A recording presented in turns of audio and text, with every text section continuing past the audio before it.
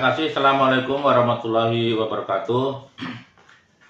Yang saya hormati Pak Tommy selaku PLT Kecamatan Gubeng, teman-teman dari kelurahan dari Kecamatan Gubeng dan juga Ketua LKMK, teman-teman dari Bapeko maupun OPD yang hadir, termasuk juga sahabat-sahabat saya dari Ketua RW yang hadir dari kesempatan musrembang kecamatan ini. Terima kasih waktunya yang diberikan kepada saya. Saya tadi memang sengaja WA Pak Camat untuk minta waktu di depan karena habis ini ada agenda, jadi mohon izin mungkin apa yang saya sampaikan nanti bisa menjadi salah satu bahan yang bisa jadi pertimbangan di diskusi teman-teman sekalian. Jadi mungkin hanya ada dua yang ingin saya sampaikan. Yang pertama bahwa karena ini adalah musyawarah di tingkat kecamatan, ya saya sangat berharap tahapan-tahapan yang memang dilalui ini adalah berbasis musyawarah, artinya bahwa semua elemen itu dilibatkan gitu.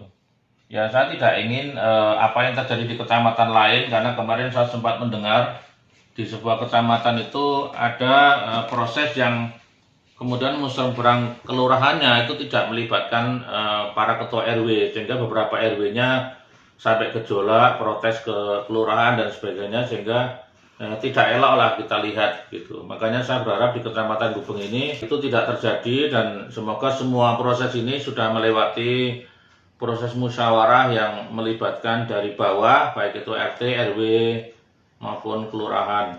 Sekalian itu yang pertama. Yang kedua, diskusi di hampir semua lini kita merasakan bahwa pandemi ini memang sangat berdampak sekali pada kota kita, karena kota kita memang kan kota jasa dan perdagangan ya, jadi memang tumpuannya banyak kepada dunia jasa dan perdagangan, salah satunya tentunya adalah UMKM. Padahal di satu sisi sesuai dengan arahan Presiden maupun dari banyak kementerian mengatakan bahwa UMKM lah sebenarnya yang akan menjadi penyelamat ekonomi nasional gitu. Sehingga wajar jika sebenarnya di dalam proses-proses pembangunan ini saat ini ada sebuah fokus terhadap perhatian terhadap UMKM gitu. Makanya saya tadi meminta kepada Pak Camat mengirimkan beberapa usulan dari teman-teman sekalian, dari kelurahan maupun dari RW-RW yang sudah terikat dari dana kelurahan maupun di usulan yang musrembang yang akan dikirim ke kota.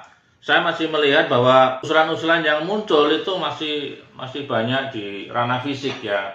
Jadi itu yang memang budaya yang selama ini sudah sering muncul di musrembang kita gitu ya. Makanya dulu pernah saya komisi A, seingat saya mengumpulkan seluruh camat di ruang paripurna DPRD Kota Surabaya. Saya waktu itu juga menyampaikan bahwa keseimbangan antara pemberdayaan ekonomi dengan program-program yang terkait dengan sarana prasarana di kampung-kampung kita, di kota kita ini harusnya diperhatikan gitu.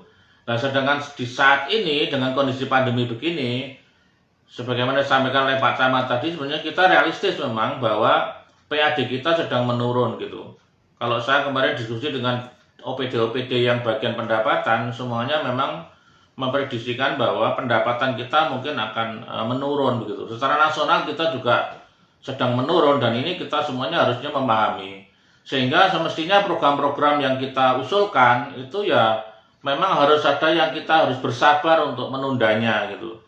Nah, oleh karena itu kalau kita melihat kebutuhan di lapangan, sebenarnya justru program-program yang sifatnya fokus kepada kesehatan dan ekonomi lah yang mestinya diberikan plotting fokus ya untuk muncul di program-program kita. Tetapi anehnya kita karena kebiasaan seringkali yang muncul pasti usulan-usulan fisik gitu dari teman-teman RW maupun dari teman-teman kelurahan. Oleh karena itu saya sangat berharap ya, namanya juga kondisi khusus, kondisi pandemi, mestinya kita ini harus fokus gitu. Makanya nanti saya nggak tahu apakah Pak Camat atau Pak Lurah mungkin akan diskusi kembali. Bisa jadi saya mendorong supaya beberapa program fisik sebagainya mungkin menurut saya harus rela ditunda, kemudian diganti dengan program-program yang sifatnya pemberdayaan ekonomi gitu. Karena sekarang ini semua kita merasakan bahwa UMKM kita terdampak lah ya, termasuk warga kita yang di PHK juga banyak yang dirumahkan dan semuanya terdampak lah. Dan sekarang muncul kemudian tren ke digital kan begitu kan. Semua orang berwirausaha, ibu-ibu yang di rumah juga sebenarnya sekarang bisa berimprovisasi kalau mau gitu ya, untuk melakukan kegiatan-kegiatan yang bernuansa UMKM. Nah, tapi kita melihat di Surabaya ini data terakhir 2019 kemarin yang kita lihat ada 26.000 UMKM itu yang terdata di Surabaya. Tetapi yang didampingi itu hanya 8 ribuan gitu, yang mendapatkan pendampingan dari pemerintah Kota Surabaya.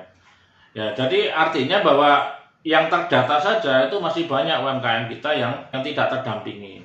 Makanya saya membayangkan sebenarnya Pak Camat, Pak Lurah itu harusnya melakukan mapping ya, pemetaan sekarang ini di kampung-kampung kita, di RW-RW kita, teman-teman RW bisa dilibatkan.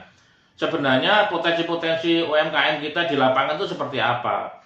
Bahkan kita di PKS pernah menyuarakan kepada pemerintah kota dan mungkin nanti akan kita suarakan lagi juga ke wali kota yang baru mungkin yang akan dilantik bulan Februari, bahwa perlu kiranya kita melakukan klasterisasi ya, mapping ya, pelaku-pelaku ekonomi di kampung-kampung kita. Mungkin ada sebagian yang mikro, ada sebagian yang sudah level kecil, ada yang sebagian mungkin level menengah.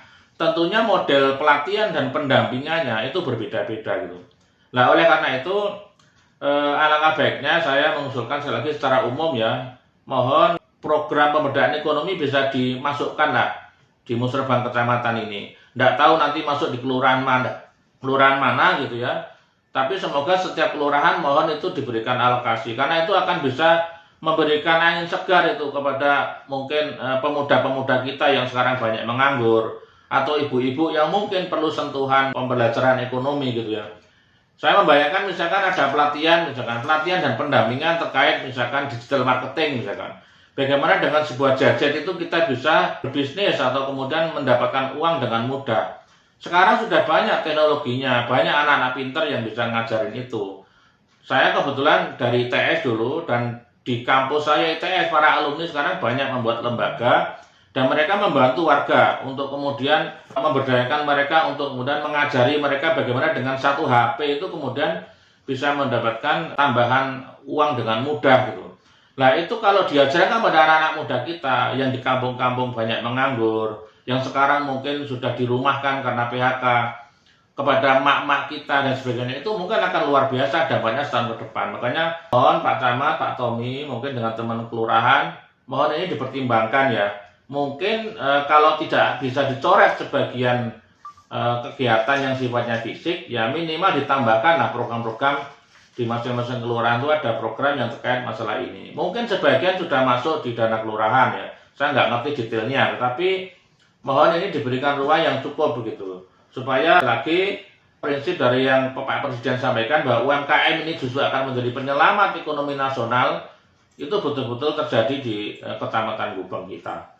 Jadi mungkin itu, sekali lagi saya terima kasih ke Pak Camat atas waktunya, dan saya sangat berharap forum seperti ini tidak hanya terjadi di Musrebang. Saya sangat terbuka kalau misalkan nanti Pak Camat, Pak Lurah mungkin bisa berkomunikasi dengan kami dari DPRD, karena kebetulan saya Komisi A yang membawai counterpart kecamatan kelurahan. Jadi kalau ada sesuatu yang mungkin perlu kami perjuangkan, berkomunikasi dengan para OPD atau pemerintah kota ya, teman-teman RW juga ya, monggo bisa komunikasi dengan kami di DPRD. Mungkin itu yang bisa saya sampaikan Pak Camat. Terima kasih atas kesempatannya, semoga Musrebangnya sukses. Terima kasih. Assalamualaikum warahmatullahi wabarakatuh.